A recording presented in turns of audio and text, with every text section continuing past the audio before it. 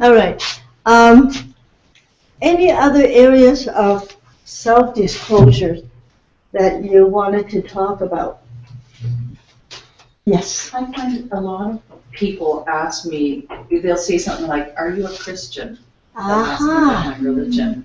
And I found, and it's usually someone who identifies as being a devout Christian. And so my sense is that it's important to them that I understand where they're coming from. So I found the answer that works the best is I was baptized as a Christian, and then I move forward with it, and they seem to nod and be satisfied with that. I don't say, "No, I don't go to church." Well, I don't know how much I believe it.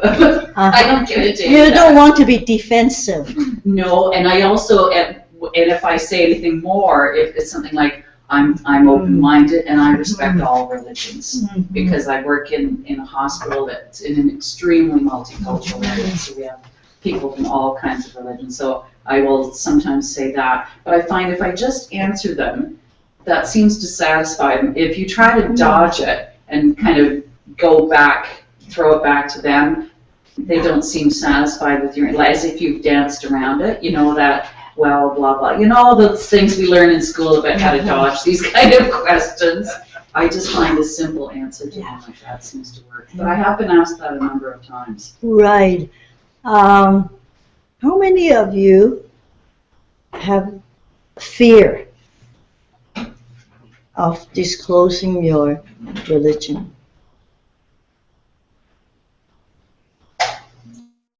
No. And how would it be if I asked, why did you ask that question? Sorry, can you repeat that? Why would you, in that scenario? Instead of, kind of dodging here and there, say, why did you ask me that question? So then they might open up and say. The answer is, because I want to know if you can help me. I want to know if you understand me. And that will be because I've tried those sort of replies. Why is that important to you? Those sort of things. Now, religiously, who do you think I am? Anybody knows who I am without asking that question, that direct question? Do you know who I am? What my beliefs are? Does it bother you that you don't know? No. Can you find out in these settings what my religion could be? Ask you.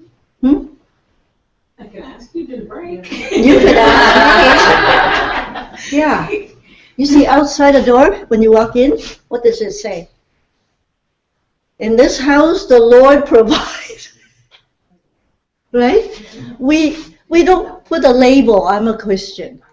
Right? But you look at the display, you look at something, they say, you somehow know, right? So your clients too, sometimes, the way that they wear the cross and the way they dress, you pretty well know their religion, right?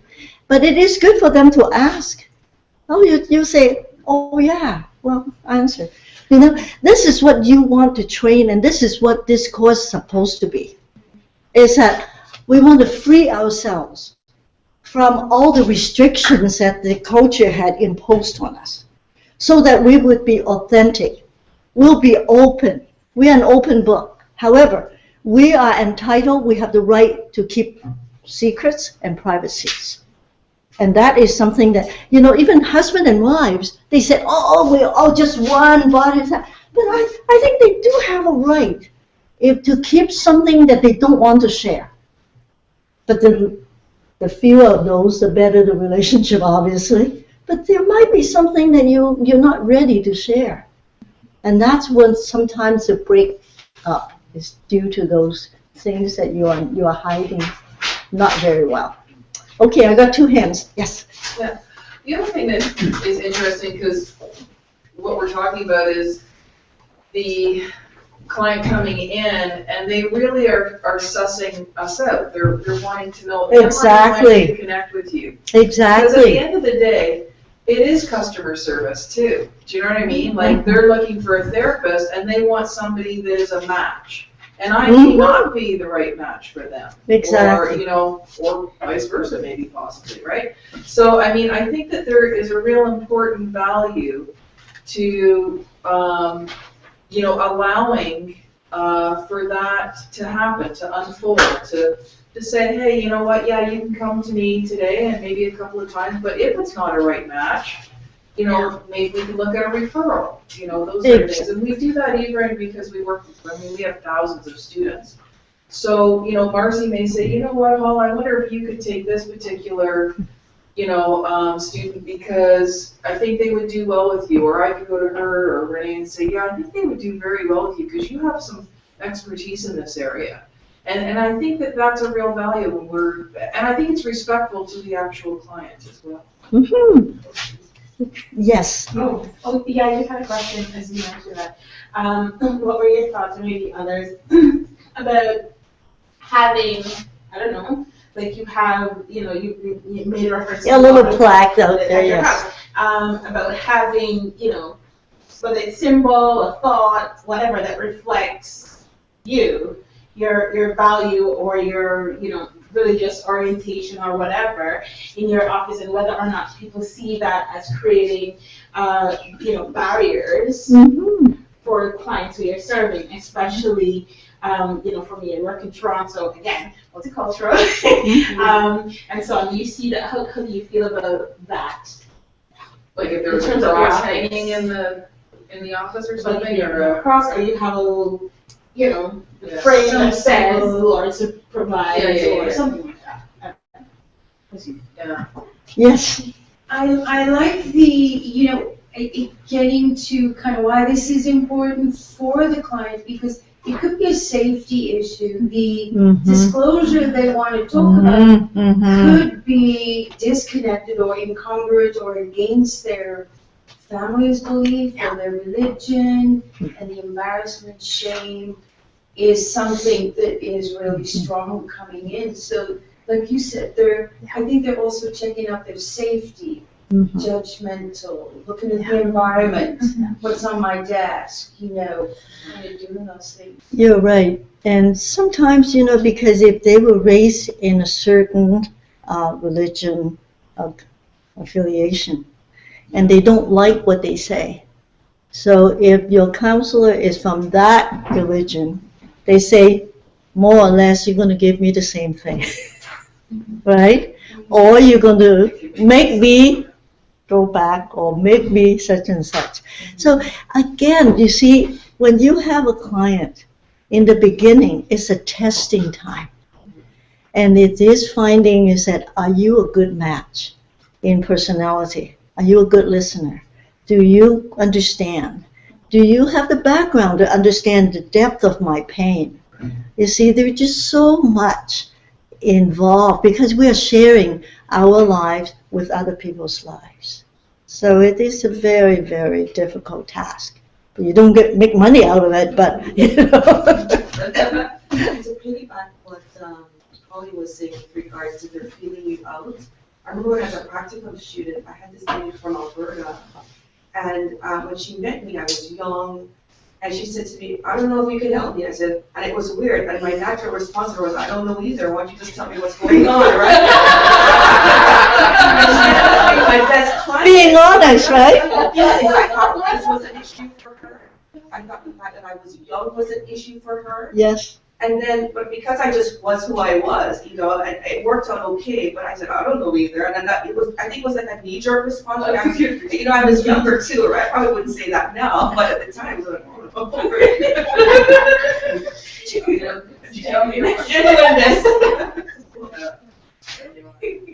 And we did talk about honesty. We did talk about sharing. And those are all important. And this is why I took the challenge to give this course, because I think this is so important. Because so often when you have a curriculum, you talk about the different approaches and you practice the approaches, and you've forgotten that we are the tools. If we don't understand how we could fit in, we might never be. For example, sometimes being young, well, okay, yes, I'm young, I don't have your experience, but I could consult and I could learn from you. And just try me. And if I cannot handle it, I got my supervisor. Right?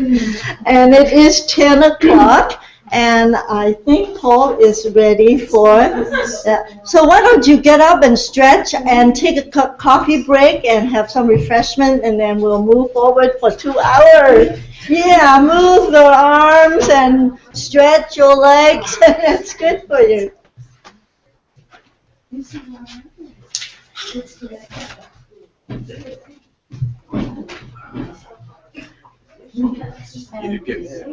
Huh? I was just oh dear. Hello, online fellows and partners. I am so sorry I just ignore you. Actually, we did not. So, anyways, I wanted to make it clear, but by the time you finish next weekend, and we will receive your assignments, which I'm going to explain a little bit of what assignment you might hand in. And then we will send you a certificate online by attachment. And with that certificate, we have a letter and outlining our objectives and the lessons that we have covered and everything else, so that people know, within the 30 hours what you have learned. Okay? And we're still working on the syllabus because of the different, we want to update our references. And you're going to get that. I will send it to you by attachment during the week. And I'm talking about the assignment. We find that if we ask you to read and critique a certain articles, and what you get out of it, it is good. But a lot of people were telling me that they don't have time to read and they haven't written for so long, blah, blah, blah. But I still think that when we give you the references, it is good to get some of the articles that you feel interested in. It's going to be, helpful. And this will help you even after the course, that will be something. But there is one thing I want you to spend some time, is the inventory of self. We're going to give it to you at the end of the day, so you have the whole week to go over. And some of my students had done it twice. In the beginning, this is how they feel about themselves, this, that. But now I think I'm going to change, it's okay. It's for your own edification. And when you are done, I want you to send it to me by attachment or mail it. But if you send it by email, an attachment, as soon as I printed it out, I delete that, because that belongs to you to keep confidentiality. And if you wanted to send me a hard copy, it would be okay too. Are there any questions about? Yes, no. Yes, all the articles are online. If not, you ask me and I have them. Yeah.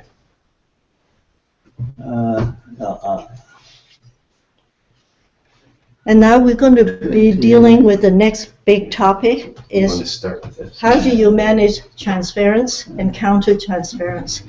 And I think first you must know, what is transference? How do I know there is transference? And what is counter-transference? And how does that help? We could use it to our advantage to help the client. You see, sometimes people don't understand the whole process, and they say, stay away from this.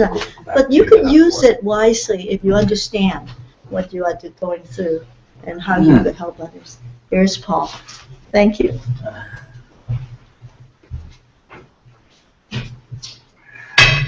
Good morning, everybody. Good morning. Later on, I'll need 2 guinea pigs to do role play. So you better, now she's hiding behind here now.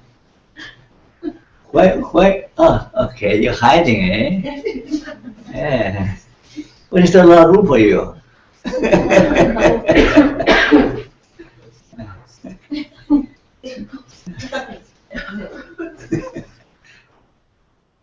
This slide is taken from one of the assigned papers. Last night I'm still working on the completed syllabus. We want to revise the syllabus we used last time. I'm still in the process of revising it. Okay. So this little table from the paper which is required reading. By the time you receive the syllabus, you will see which paper it is. I forgot the name of the paper. Okay? But anyway, so this is an example of how attributes of the therapist can influence their interventions. For example, if you have a rigid personality, you tend to overstructure therapy. It comes sense, right? You are very rigid, you plan, you stick to your plan. Now, the second one, if you are uncertain about the case, then you fail to structure any therapy. The third one, if you are exploitative, you will use self-disclosure inappropriately. Now, do you understand that? You use your self-disclosure in order to either exploit that person's emotion or control the other person. So you use self-disclosure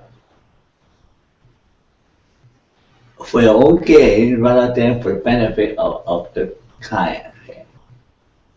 And so on and so forth. So in sum, whatever your personality attributes are dominant, that might affect your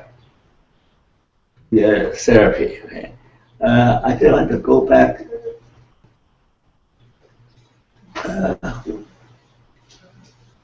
What is? Good.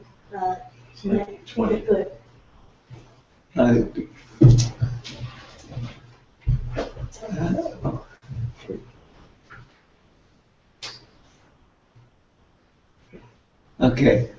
Last time we talked about 4 choices. I say the true choice number 4. I didn't tell you what it is. See? Now here number 4 is the interaction between the true self and professional self. So that's the key. That's what you learn here is that you learn how to know yourself, you know your personality, how you bring yourself to interact with your professional role for the benefit of your clients. If it's your true self, that true self might be harmful to the client. Or some aspect of true self might be harmful. So you have to bring your true self under control and make the best of yourself in the professional role. Okay? Any question about this one? About the last one? So finally, we go to that point.